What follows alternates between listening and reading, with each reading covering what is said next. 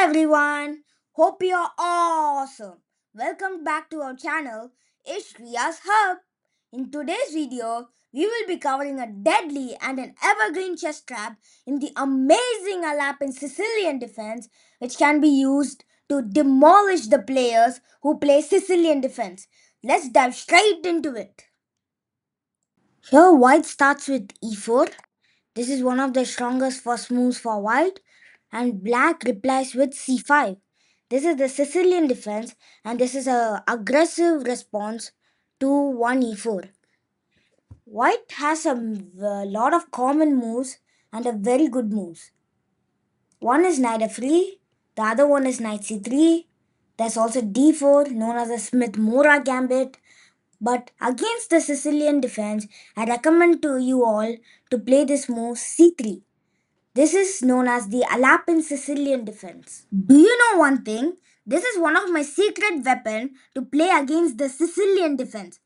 I truly like this variation and I recommend to you all because this is a very safe way to play for a win.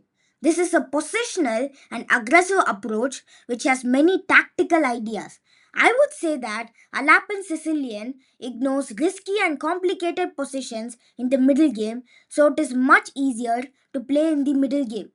As we all know, there is a lot of theory and options in mainline Sicilians, such as the open Sicilian, but the fascinating part of Alapin Sicilian is that it avoids a lot of regular opening theories, so it is absolutely ideal for chess players who aren't ready to memorize lines upon lines of theory and who just want to play principal chess.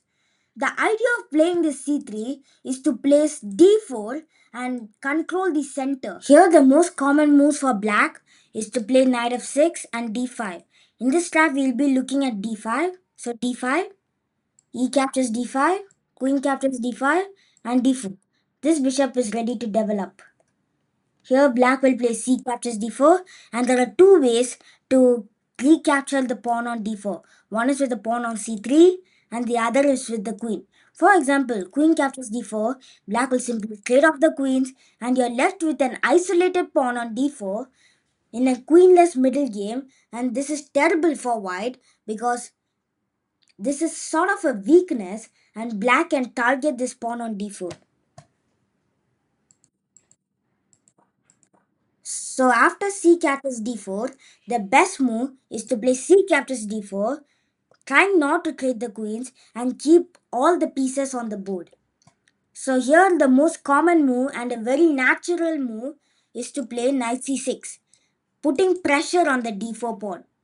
White will play knight f3, defending the d4 pawn, and black will play bishop g4, pinning the knight to the queen.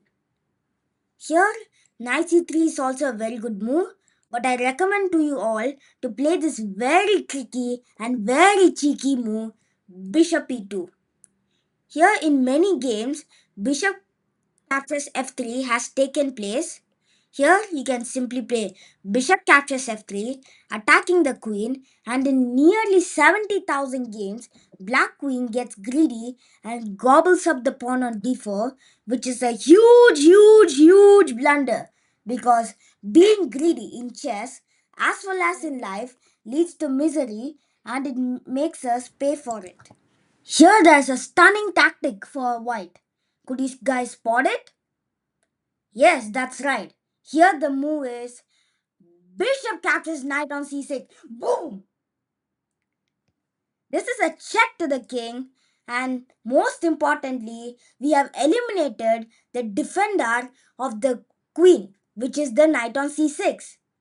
So after b captures c6, the black queen on d4 is simply hanging. So the white queen will simply munch up the black queen, and I hope that the white queen had a great feast. And here, white is totally winning in this position. The moral of today's video is that sometimes don't be greedy in chess as it may lead to devastating catastrophe. I hope you enjoyed this video. Don't forget to like, comment, share and subscribe to my channel, and I'll be back in my next video. Let's learn and grow together. Bye bye.